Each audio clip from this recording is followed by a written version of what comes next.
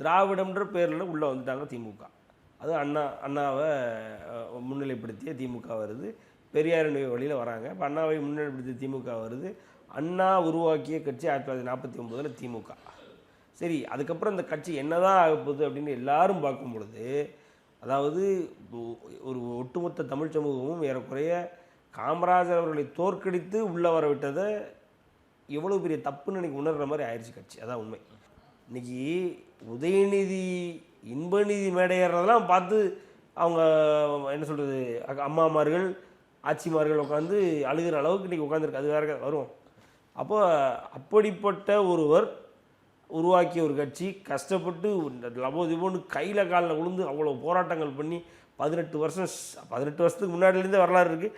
18 வருஷம் கேவலப்பட்டு ஆஞ்சி ஓஞ்சி ஒரு கட்சியை உருவாக்கி அந்த கட்சியில் சிஎம் ஆகிட்டு அவர் நேரம் கடவுள் அவர் இருக்க வச்சுருந்தாங்கன்னா இன்றைக்கி எந்த பிரச்சனையும் கிடையாது.